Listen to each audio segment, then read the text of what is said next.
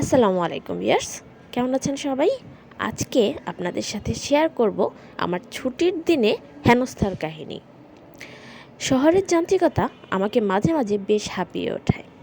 তাই ছুটির দিনে ভাবলাম শহর থেকে একটু দূরে দুদণ্ড জিরিয়ে নিতে চলে গেলাম গোলাপ গ্রামে। আমি যেহেতু সাভার থেকে গোলাপ গ্রামে যাব, সেহেতু আমি একটা অটো নিয়েছিলাম এবং এই অটোর ভাড়া 150 টাকা নিয়েছিল। তবে হ্যাঁ, মাঝে মাঝে একটু কমও নেবে, 130 বা 140 টাকার মধ্যে আপনি চলে যেতে পারবেন। তো এখানে আসার পর একটা ছোট ক্রাউড দেখলাম। তো মনে হলো যে ওকে, আচ্ছা, সবাই ছুটি উদযাপন করছে। আর গোলাপগ্রাম আসা মানে চোখ ধাঁধানো মনোমুগ্ধকর সব দৃশ্য। এত এত ফুল চারপাশে, আর ফুল পছন্দ করে না এমন মানুষ কিন্তু ভীষণ টাফ।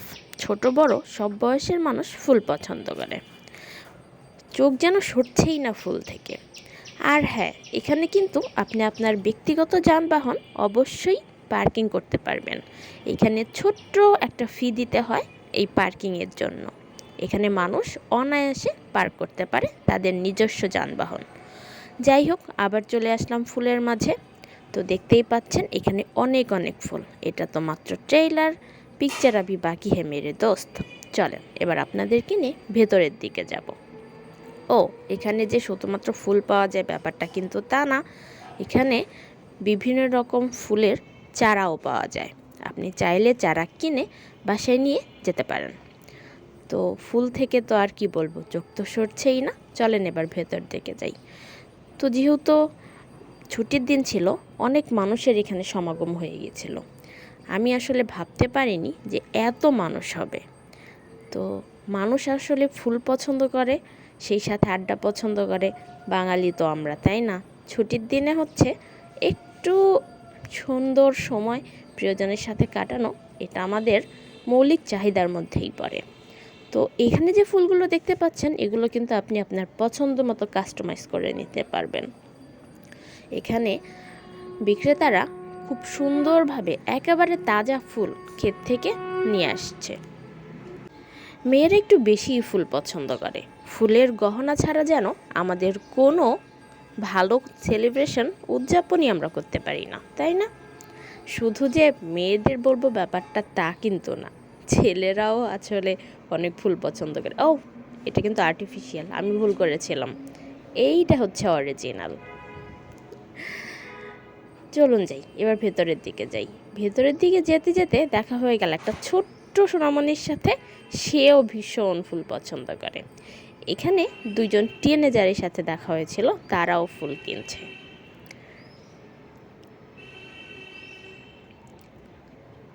ঠিক যেমনটা বলেছিলাম, ছেলেরাও পছন্দ করে। দেখুন না, একটা গোলাপ নিয়ে সুন্দরভাবে হেঁটে যাচ্ছে আমাদের একজন ভাইয়া। সেই সাথে আমাদের একটা ছোট ভাইয়াও ফুল হাতে নিয়ে হেঁটে যাচ্ছে। তার মানে হচ্ছে সব বয়সের মানুষেরই ফুল পছন্দ। এবার চলেন আপনাদেরকে দেখাই এখানে কি পরিমাণে ভিড় ছিল। প্রথম ভেবেছিলাম মানুষ ওইখানে কি করে, তারপর এসে দেখলাম মানুষ আসলে ভেতরে ছবি তোলায় ব্যস্ত। আর ক্ষেতের ভেতরে ঢুকতে কিন্তু অবশ্যই আপনাকে কিছু রুল মেনে চলতে হবে, আদারওয়াইজ গুনতে হতে পারে বেশ মোটা অঙ্কের জরিমানা।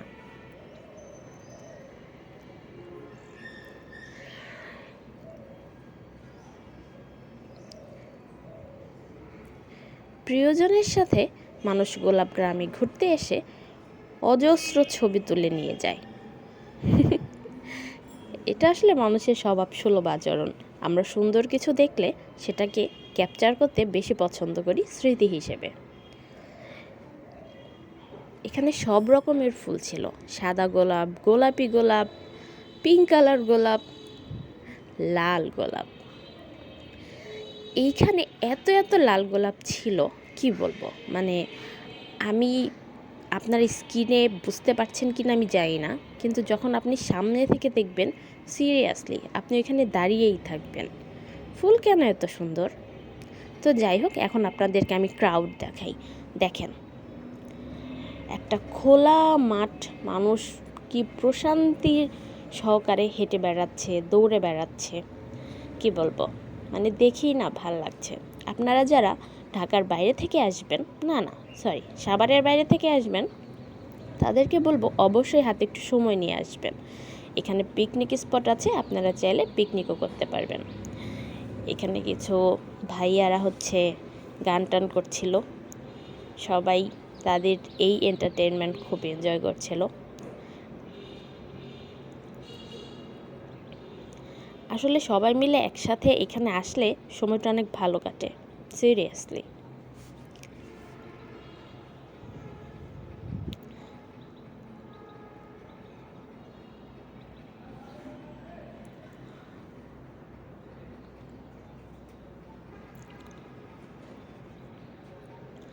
তো ফাইনালি আমাদের এবার বাসায় ফেরার পালা।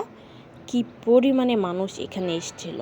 আমি আসলে ভেবেছিলাম যে দুদণ্ড একটু নিরিবিলি পরিবেশে জিরিয়ে নেব, তবে হ্যাঁ, এটা কিন্তু সপ্তাহের প্রতিদিন হবে না, ছুটির দিনগুলোতে মানুষ একটু বেশি থাকে। তো আপনি যদি ছুটির দিন অ্যাভয়েড করে কোনো একটা দিনে আসেন, তাহলে সিরিয়াসলি আপনি খুবই শান্তশিষ্ট নিরিবিলি একটা পরিবেশ পাবেন, যেখানে আপনি দুদণ্ড বসে জিরিয়ে নিতে পারবেন। শহরের সব ক্লান্তি, সব টায়ার্ডনেস আপনার নিমেষেই চলে যাবে। এখানে মানুষ সেজন্যই আসলে কিন্তু এসেছে।